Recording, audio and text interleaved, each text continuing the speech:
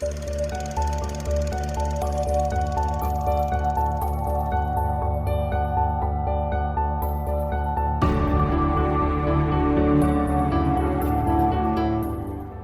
I'm Sophie, and I haven't seen a lot of films. Hi, I'm Paul, and I'm here to help with that. And we are SP, Film Viewers.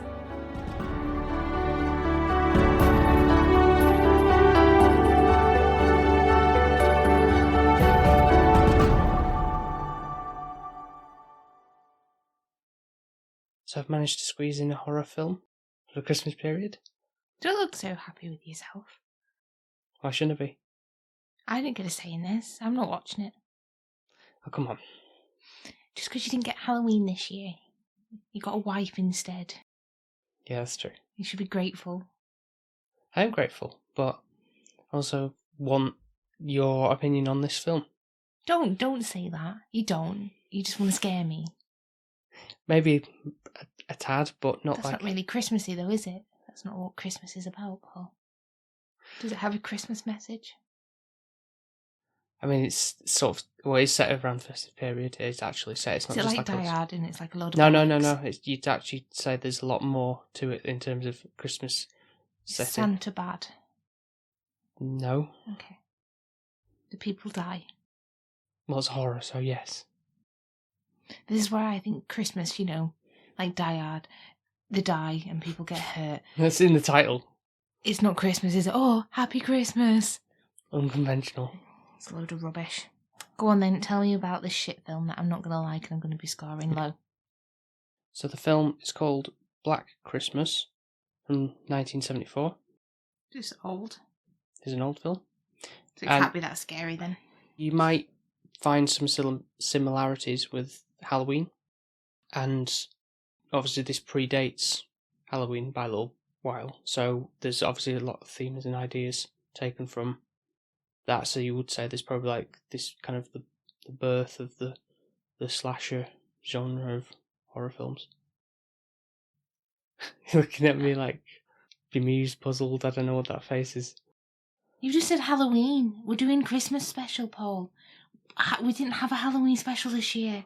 No, I'm saying it was... I know what you said, but it's Christmas. Why are people getting hurt around Christmas? No. I'm not happy with you. Really? I don't want to watch it. Protect you, don't we? It's not about that.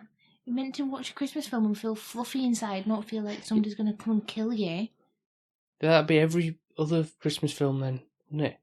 You gotta have a differentiation of... No, what? not with Sophie. She doesn't like scary films. Well, better be that the next time we watch something it's good. For the following episode? Yes, because I've only got one last one. Yes, I know, which that'll be the one put down to vote with people. I'll make sure they are more to your liking, I suppose. Yeah, because they're going to just vote whatever you want anyways, because they're just biased. Not necessarily. Always. Yeah. Well, all I'll say about what the synopsis is, based on what IMDb says, because that's the shortest and it's to the point. During their Christmas break, a group of sorority girls are stalked by a stranger. It don't really make me go, oh yeah, I want to watch that. I'm not going to lie. I'm not great to you. Well, Sounds like I the am. best film ever about somebody just killing young teenagers yet again. Oh, haven't we seen that already? Well, no, not really, because this was like the birth of it, as I say. Yes, but still, it's just the same old thing, isn't it? Have you seen this? We'll see. Yeah, of course I've seen it many times. Now, I'll also say the annoying thing about this, that I learned this year that the US, annoyingly, have released a 4K of it, which I tried to get in time for this, but lo and behold, shipping from the States and also the Royal Mail being snail mail, it seems, with whatever strikes and going on and all that stuff. It's not worked in my favour this time, but annoyingly, so it's not in the best. To be fair, I don't think I'm going to need to watch it in 4K. But they've made a point about the sound being like tip top. I won't be watching it again, so whatever format it's in, this will be it. Yeah. Yeah, I mean, I'm pretty sure that's the case, but I just want your sort of like opinion on what you make of it as a whole, really. My opinion is that I've married a man that is deprived of Halloween this year that has to ruin Sophie's Christmas. Not ruining Christmas, because it's not like I'm making you watch Christmas Day, am I? But it's Christmas month. How long is it? Just over an hour and a half. Okay, it's bearable. Slashers are never long. Because, how can it eke it out any further than that? But it is the whole same old drum to the beat. It's just like an action film. You could say that about Christmas fluffy films, though. Santa Saves The the Day. really shit ones you can, yeah. Like the Hallmark ones. Yeah, so... But I'm not saying I want to watch those. Well, this will be a fun watch. Oh, Merry Christmas, everyone.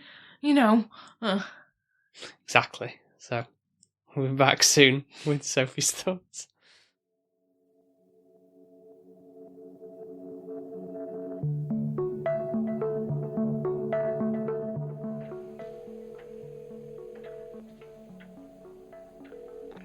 Yes, hello? I've been getting obscene phone calls and I want to know what can be done about it. Yes, all right, I'll hold, but only for a moment.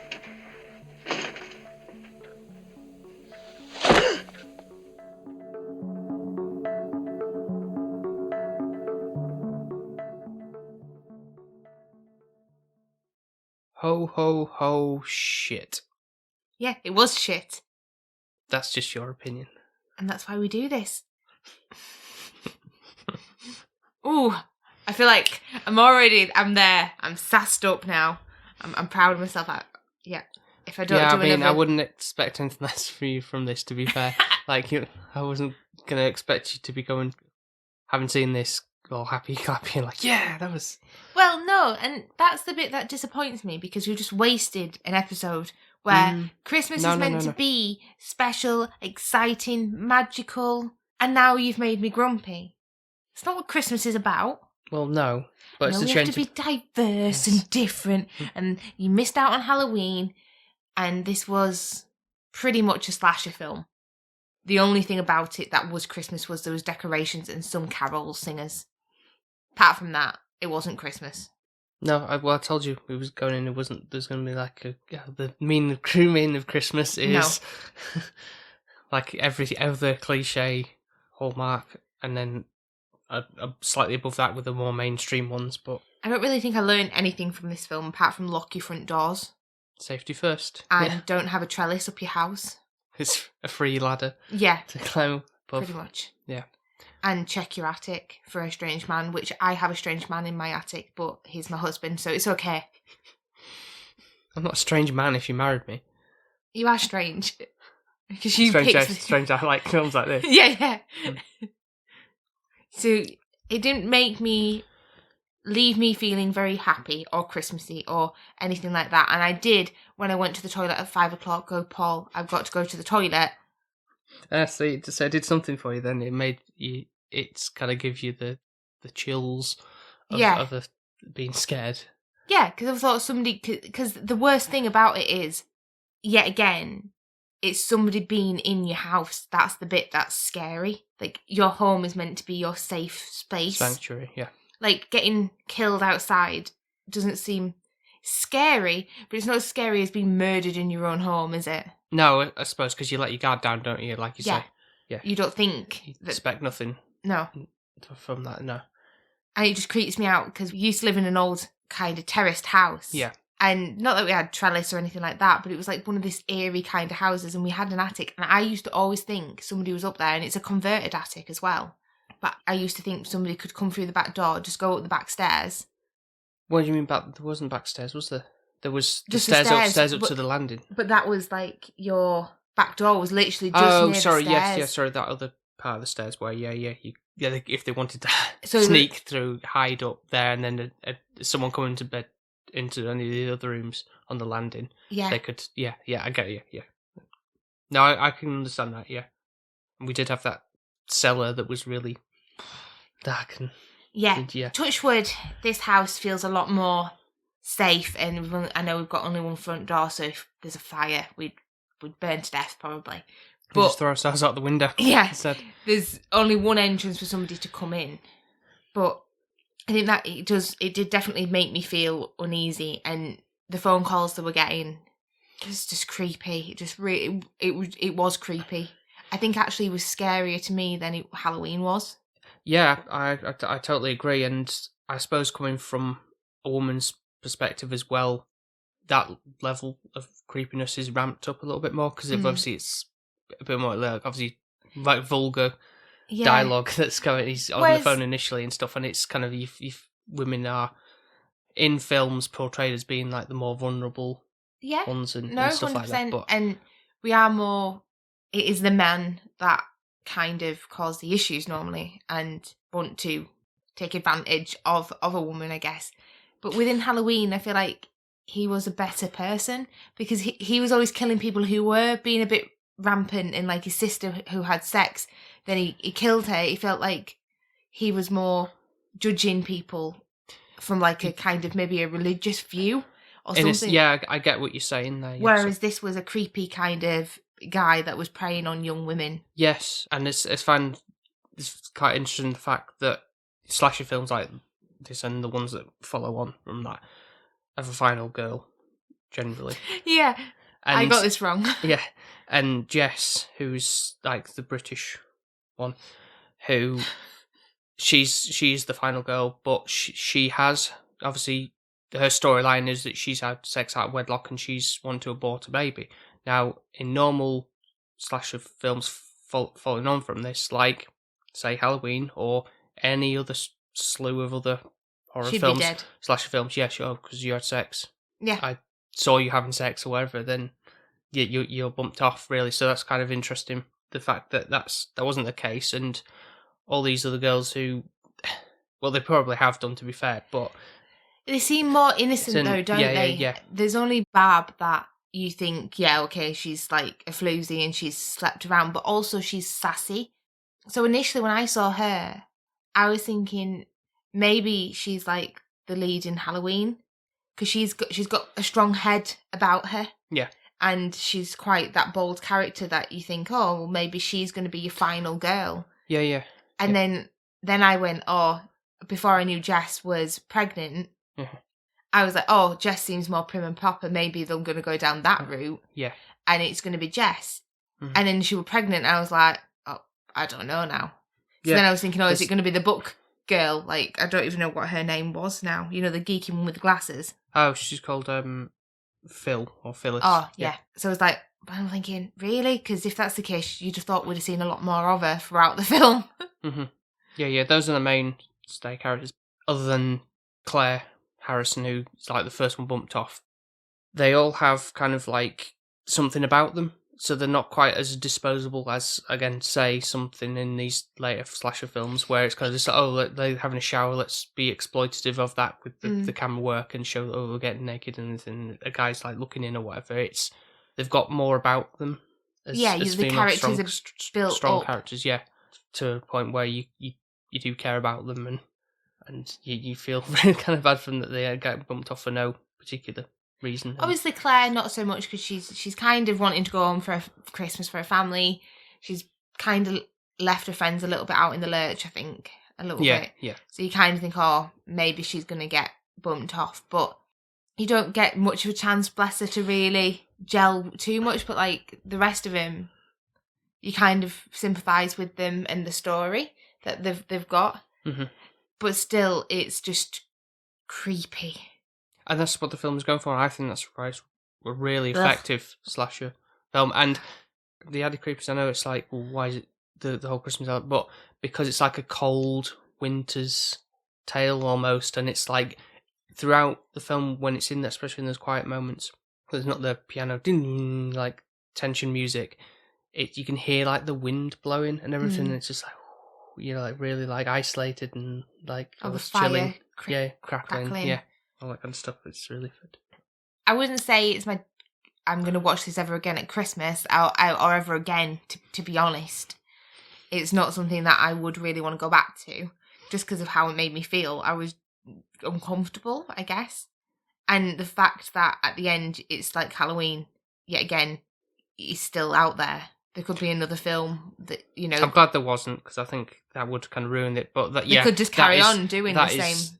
It's never established, like where's the killer gone, or everything like that. Or who he actually was. Yeah, because that's never established, which is, I think, is good, especially with the camera work they've got going on there. It's like keeping in the shadows and the thing. You never see his face, so it's completely mysterious. It kind of throws like red herrings all throughout the film, basically. But you saw his eye, and he did look like Jess's boyfriend. Peter, yeah. Yeah. That's, again, like... So I understand why she ended up doing what she did. Making it seem like he he seemed unhinged, because he was like, oh no, Jess, you can't get rid of the baby, I want to get married, kind of like being proper, like, almost like gaslighting within situations and forcing it into and I do think married. Back in that era as well, with this coming out as, is it like the late 70s? 1974, yeah, this came out. So it is one of those things where having sex and having a baby out of wedlock really wasn't still kind of upon, the thing to do. Yeah. So obviously that's why he was like, oh, well, we'll get married, we'll do the right thing, and but that's not what she wanted. She wanted a career. She wanted to kind of live her life. Be a strong, independent woman almost. Yeah. So she is your final girl because she does survive. She does, yeah. But it still leaves you with this piercing kind of moment, knowing that Billy, I'm guessing that's what he's called, is the killer. Yeah. I think that's what it's coined as, really. Yeah. Because he keeps saying it on the phone. Still around. Yeah. But you don't get any reason of why Billy is doing what he's doing. Yeah, that's never established, and that's adds to the creepiness. Just like so is he just sinister. Like perverted or just because when he's saying the voices, and the all C word on the phone and everything like that, and lick and all, it's just like you're absolutely a creep. And to be fair, I wouldn't want to be listening to that. I'd either probably react two ways. I'd be like Jess, which would be like repulsed and not say anything, or I'd be Barb and be like yelling down the phone. Yeah, that you sicko, yeah. That kind of but way. I wouldn't answer it. In the end, the phone would ring, and I just won't answer my phone. Just take it off the hook like you would do. You just unplug the. I'd just unplug it. I'd be like, I'm not having anything to do with you. But my question is, how does another phone line ring the same phone line in a house? I mean, at my mum and dad's house, they had two phones, one upstairs and one downstairs. But if somebody was on the phone, you could hear their conversation. You could hear on the voice, but you could also hear the voice echoing from upstairs, do you mean? Yeah, and also the fact that if somebody rang, it would be somebody outside of your house. So let's say I was ringing you and you were at your parents', and then your mum picks up the phone, then she'll be hearing mine and yours conversation. She won't be able to make another call out. So how can somebody ring their same line in that house back in that time? I don't know, unless it's just some different landline extension. I don't know. It just seems a bit strange. And also then, my other question that's all I can think. How did they not know they had another phone in the house somewhere? Well, what if somebody in somebody's phone, they wanted to do a private phone call as opposed to just in the hallway where everyone can hear? You can still have a phone in your bedroom, but it's still going to be the same landline. And at that point, back in the day, if one person was on the phone on that line, then that was the conversation they'd be having, unless you hung it up. I think about that, but I just take it as what it is, because it does they make a point of saying out the phone, the call is coming from inside the house, which is like a famous line from the film. But how? That's my problem. It's like, fair enough if like somebody was ringing off a mobile nowadays, I completely get it. But I don't truly understand the logistics of this. I don't really know. I'm guessing there must be some kind of like two-way line or something from if they have phone lines in other girls' rooms. I don't know. Yeah, it seems a bit bizarre. You're probably right, but I don't know. I don't really know if that was a thing back then, really, in the 70s. But it might have been. Never were in a sorority, to be fair. Yeah. So. I mean, it was American. Is it American film? It's supposed to come across American, but it's actually filmed in Canada. So that's why it explains what it's seems really more cold and everything. There's a lot of snow because, I know obviously there are some states that do get winters. Yeah. Proper winters and stuff. Yeah, so that adds to it. Yeah, and I think some of the actors are also Canadian as well. So. What about Jess? What's with her accent? Hello, and it's like, is she actually just trying to put on a British accent? Is that what? No, it is? she's British. I looked it up. Is she? Yeah. God, Just putting up more prim and proper. it sounds really like she pronunciates, and I know people are probably thinking, Sophie, really? Yeah. Like, Want to talk pot kettle black, maybe? yeah, but when I say hello, You don't go hello. hello, and I'm like, oh my God, she's already grating on my nerves trying to answer the phone. She was like, and Barb, I was like, yeah, she's more my kind of tempo. We're talking about Turtle's mate for 3 days. Yeah. No, she just seemed more down to earth and was herself. Yeah, she was. Yeah, She wasn't anything else. No filter to her really. She was just. Yeah. Whereas I think Jess is like a bit false. You think? Yeah. Well, she knew what she wanted. She obviously said no. No, but I mean, like with people, like kind of like she wanted to be this goody two shoes and go for what she wanted instead, and kind of didn't want to tell anybody that she was pregnant or anything like that. Kind of to hinder her image of herself. Yeah. Whereas Barb, I think, wouldn't have cared. No, we shouldn't really. Which I wish everyone had a little bit more Barb in them, to be honest. But obviously, she's quite a bit with a drink. But maybe that's why she's so. Also, Mrs. Mac, who's like the overseer, the mother hen of the sorority, I suppose. But every 2 minutes, she's kind of like just sneaking in.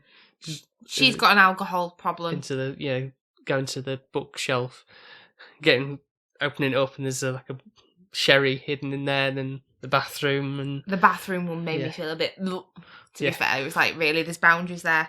Don't put it in the toilet drain water bit. Problem, but it's really funny.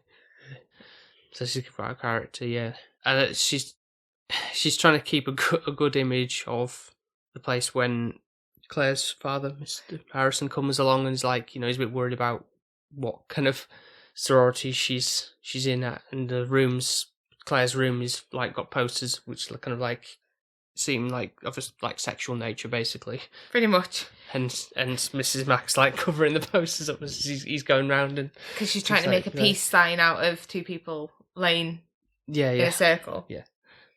Stuff. Yeah. But at the same time, she's like, "Oh, you stuck up, what so and so and everything," and also calling out the cat, Claude. He's like, "Where are you, Claude?" Yeah, and she calls it a prick, doesn't she? And then he walks up and she's like, "Oh." Yeah. And also she's got half a lipstick on at one point. Oh yeah, because she was about to do it, but she can hear Claude like, "Where are you?" Like he's in the attic, and she's like, "Oh, that sounds quite haunting as well." In the fact, but how did he get up there? Like that would be my first thing. Like, okay, somebody's clearly been up there. So I don't know why she didn't actually ask, "Has anyone been in the attic?" That would be my conversation. And then when nobody says... I mean, she's not really been around when they were around to ask that question. She's been too busy out with him. But I'd be like, right, okay, instead of going up in the attic on my own, I'd be asking this question. Yeah. Because obviously she gets axed off next, doesn't she? Which I didn't think was going to happen. Yeah, there's a couple of times when you're thinking, oh, that's not going to... She's not going to die. She's going to be fine. Yeah. Especially because she was older. I don't know, I just assumed he'd be wanting the younger ones, really. But I guess he probably did. Well, I think it's because she climbed up the attic and then saw Claire with the bag over her head again, like famous imagery associated with this film. So on the poster and everything. Quite chilling image, really, with the suffocating thing. And then Mrs. Mac when she goes up into the attic, she's like, she sees it and it's like, all right, best finish you off now, because he might have thought could be anybody, one of the other girls coming up, but it's like, oh well, you've seen, too much now, so you get axed off, basically. Merry Christmas, everybody. Well, I mean, like you said before about there being carol singers and that. Are you really trying to justify this? Like, are you actually? I'm not saying like in like there's a couple of instances where like the choral music comes in, but contrasted very much with the situations. So there's the first instance is when the phone call is where they're all the girls are like crowding around the phone, listening into all the vulgarness, and Hark the Herald Angels Sing is playing in the background while this is all going on. I didn't even hear that. I'm not even going to lie. Yeah. So there's kind of like, okay, yeah, that nice Christian song playing, While and he's then saying, all like, this, horrible, crass things. Yeah.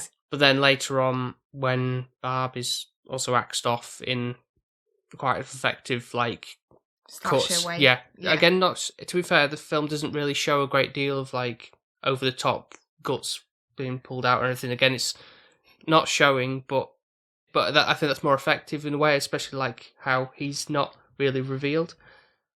And to my point of when all this is occurring, there's again contrasting, cutting back to the kids carol singing outside, and it's like, oh, nice. Cutting back to Jess, who's like, this is nice, and all this trying time that she's going through, and she has no idea what's going on upstairs. She's none the wiser and everything, so it's, I think it works really well with that kind of juxtaposition. Not saying that's like really like la la la la la and everything's all happy, but I think it's just really quite effective for what it's coming across as for a slasher. Yet again, slasher film, not Christmas film. Yeah, you get your Christmas songs. I'm sorry, title Black Christmas. Just trying to play on White Christmas, the song. And but I feel like it's one of those things where it's just one of those things to, let's have a different alternative Christmas film, which is Halloween film basically, but we'll put it on Christmas because we'll make a better buck. Because there's some sickos out there like you that like to be scared at Christmas. Book, sorry. To get a book, yeah. A quick book. Well, it didn't do very well initially on release, but now it's become more of a cult classic. So, like one of those kind of films that has that following after the fact on like video release and stuff. And I think it works to that way because it has that sort of grittiness to the film, and you feel like it's like one of the things you would watch it like at home alone at Christmas type of time, and the cold as night creeps in and everything, really. What, just to shit yourself up? Oh, but Do some you think people like Billy's in your attic? I mean, no thank you. I don't want Billy anywhere near me. But can you at least appreciate some like the camera work and stuff and some of the cinematography they've got going on with the angles and stuff? Oh yeah, when Barb gets stabbed, it's like, look at that blood splashing and there's that. Not really blood splashing though, is there? Oh, the red glassed dagger. No, to be fair, I'm not even going to lie. I didn't even really care for looking at anything great with it. So if you want to point me in some directions of where there were good camera work, please do tell me. Like there's an isolated shot of Jess when she's like by the fire again. It's like that quiet moment where she's kind of like having a bit of a reprieve from all the craziness. And then like cuts to door opening in Barb's room, the mysterious killer's approaching, and you're thinking, right, she's next. You hear gasping, and Jess then runs upstairs to see what's going on, and it's Barb having actually an asthma attack because she thought she had a bad dream based on that. No, so but it's I think like, he actually did walk into the room. Oh, he did. And then she's like, oh, it's all just my imagination, it's not there. So it's tempering your expectations of like, yeah, God, I guess. that's really like tense because you're thinking, it's him. Then there's like, a false alarm. It didn't actually occur. But then, as I say, when it goes to the carol I think it's one of those things you already know that when people are going to get somewhat knocked off. Yeah, but you didn't know. You said that earlier when the Mrs. I didn't think she was because she was not old. She was older, so I thought, she won't.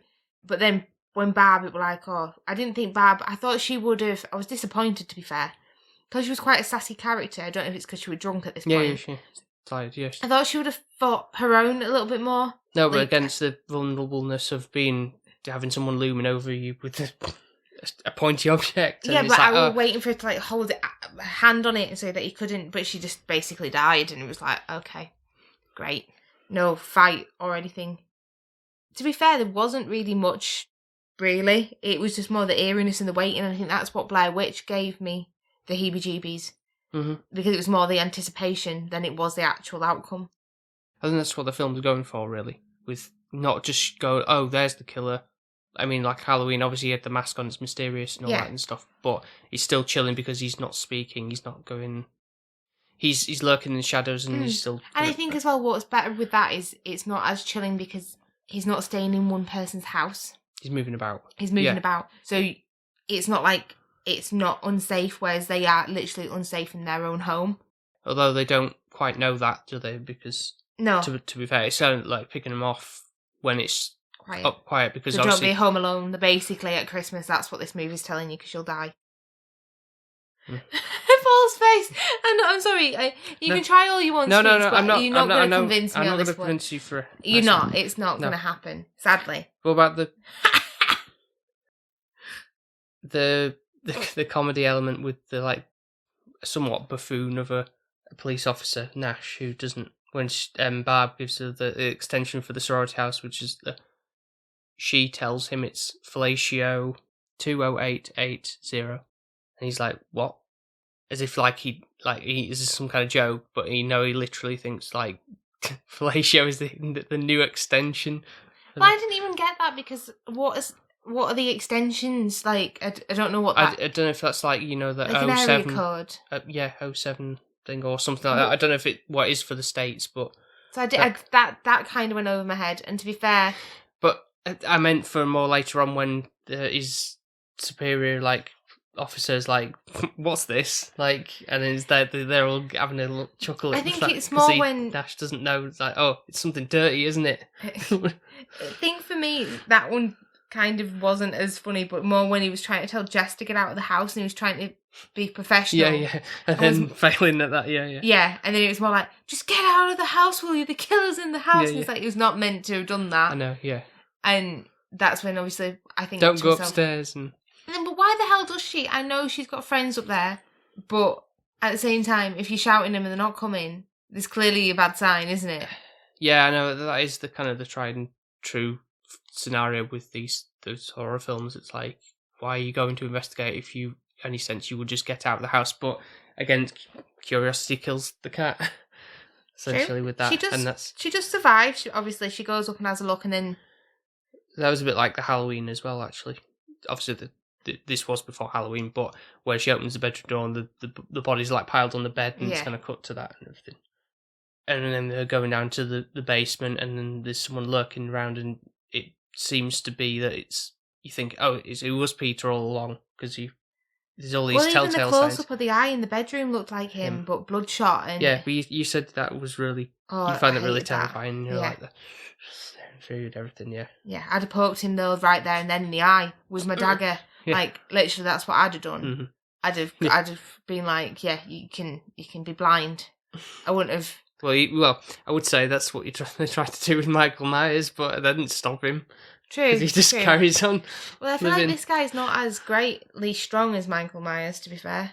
No. He seems like one of those weaklings that you could pop off because he feels like a bit of a creep, to be fair. She just slammed the door against him, but yeah, that kind of gets the better of him temporarily, and he sees Anne grab her hair and everything like that, and just try and get through the door, but then kind of stops immediately, kind of thing. It's like, okay, where did you go? And then you see the creeping shadows outside, but then it's like, is it Peter?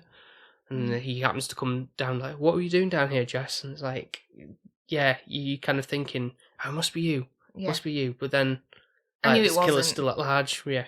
Well, the whole time, or? Yeah. Oh, okay. I knew it was just portraying him to be, but he wasn't. Okay. Because, yeah, I knew it was going to end where the killer wasn't found. It wasn't going to just end where Jess was fine and she'd killed him. Okay. It's just, that'd be too much of a happy ending for these kind of films. It sometimes happens, but... Not often. No. They always try and do that with, having, sequel bait. Really, it's like, oh, he's still out there. And yeah. But obviously, what Halloween was, that was kind of the first one was supposed to be that's it, done, move on. But then it's like, no. Why didn't they do that? The studio was like, no, we want more. And you mean what they do with Disney and John Carpenter was. That's why they did the whole for the second one. It's like, oh, Laurie Strode was Michael Myers' sister or something. It's just like, I just don't care. Just spin that story and do whatever. But yeah. Sorry, what were you going to say? I just feel like with these films, though, to be fair, there's not much content. It's all the same. It's kind of samey as an action film, and it's one of those where it doesn't take long to review it because it just goes by the same drum, basically, as a slasher would.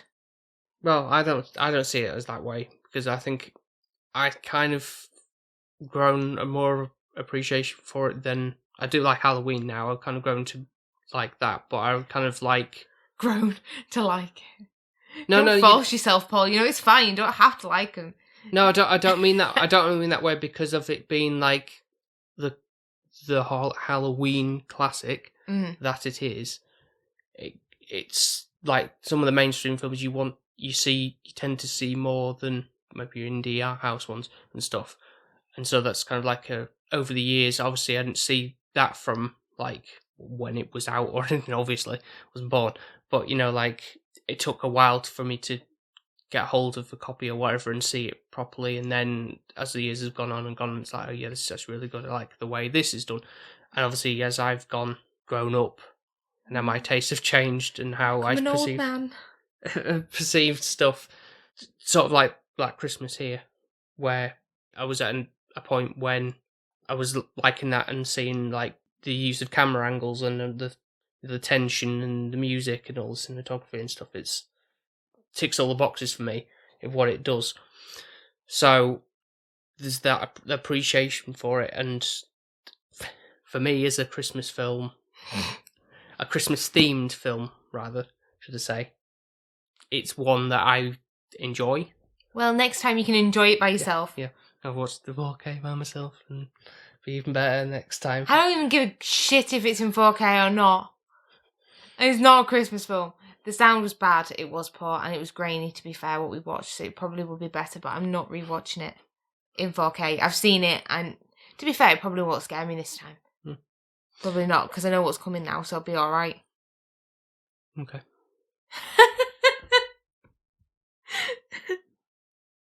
Well, I think that's everything. Are you sure? Nothing else to add to this amazing film that we've watched that's Christmas? The only other kind of interesting trivia / legend has it type of thing, that apparently this was a film that Elvis Presley used to watch for Christmas when it came out. Obviously, it was 1977 when he passed away, so this was only like 3 years worth of. You can't say that then, really, can you? But then his family, his family 3 times. Well, he obviously didn't know that was going to happen, would you? You don't think. He had 3 Christmases of watching that film, so.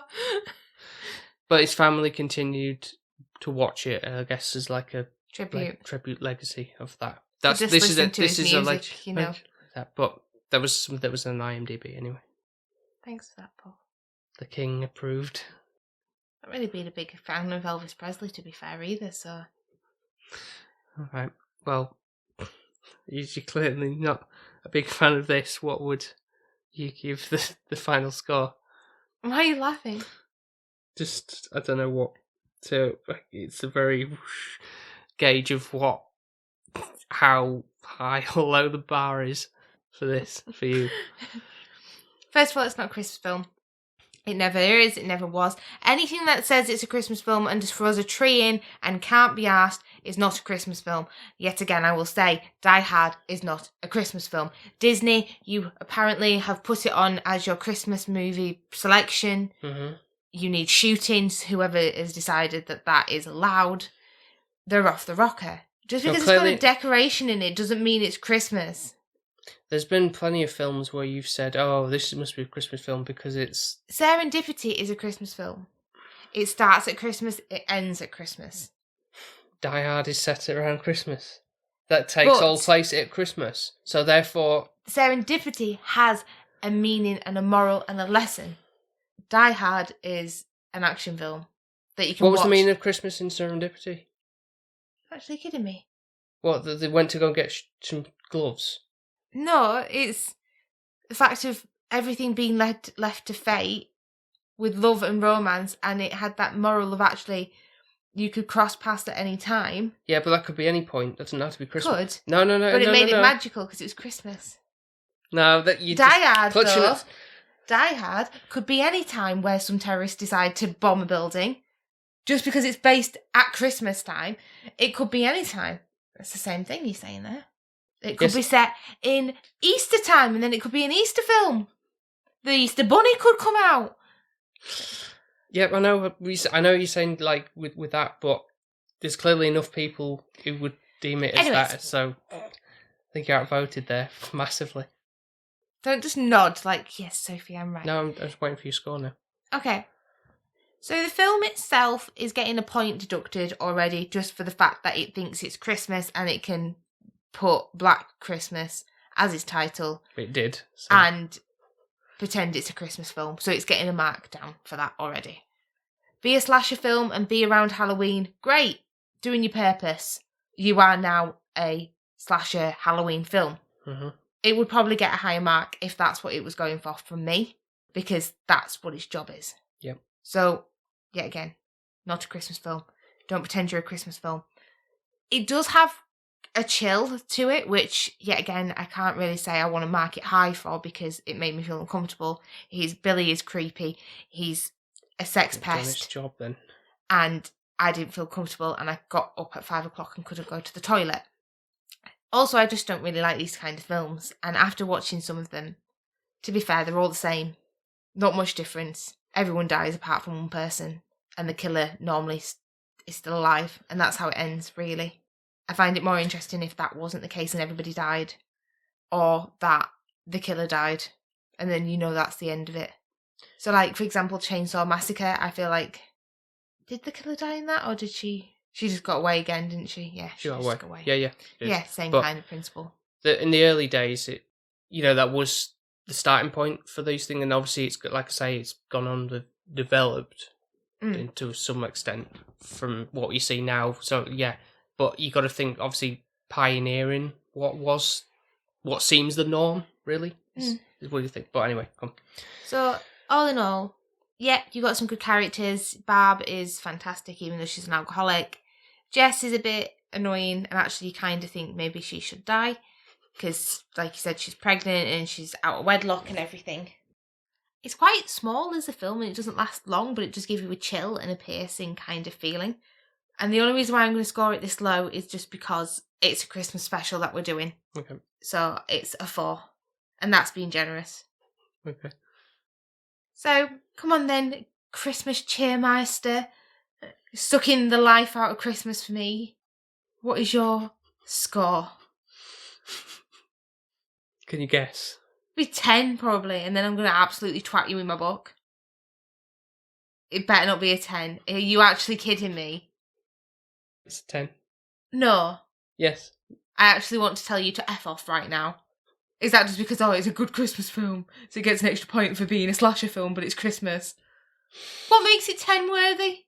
All the things I've just described to you through what I've been saying.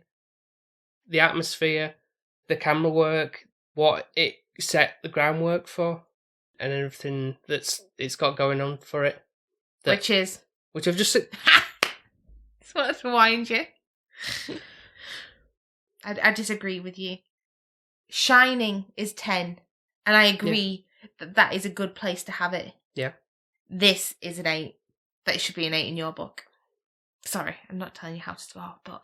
Well, you kind of are, but that is, and for me, I've been thinking long and hard about it with I think you're just doing it to piss me off. No, honestly, I'm not. No, I had this in mind set up before we'd even sat down to record this because it's thinking of there's a podcast I listen to called Sardonicast, and one of the people in that kind of made a good point about when watching films, especially films that that's probably easier to do so if you've seen them before or a bunch, at least twice, I suppose. Agreed. And you're kind of looking back at them or whatever, but it's a bit easier to do that. But when you're going through the film and thinking what score you would give it, and you come to the film oh, this bit's coming up. Oh, there's this bit that's going to come up, and I really like that part of the film. That helps get your enjoyment out of the film, and that gives it the rewatchability that you want to watch, and that's why things might become your favourite film. Yeah, I 100% so you could agree. Could say that with Singing in the Rain, for example. Like Love Actually as well. We're going to want to watch that this year. Exactly. There's always there's so many moments in that film that I look forward to.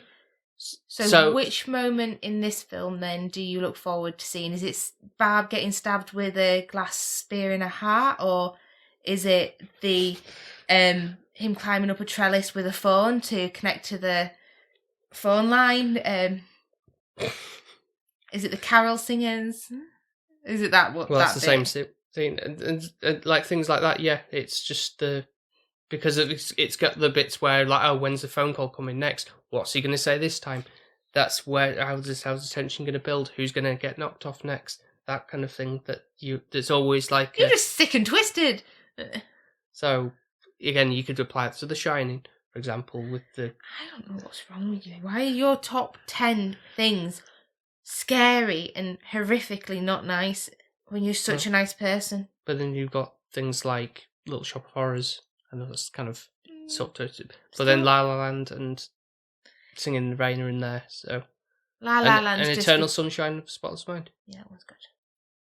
So that's my logic with that, really. So that's why it's a 10, because of going through the film, going, oh yeah, this bit's coming up. That's good. Well, I'm glad you enjoyed it. I know I wasn't expecting you to be going like a really high score, but I just wanted the opportunity to talk about it and get your thoughts on it. That is why I wanted to cover this, because you just wanted to torture me, really, at Christmas and get away with it. It's okay, don't worry. Santa's watching. And you've been naughty, so that means one less present. Where? Don't Linda me. That's where.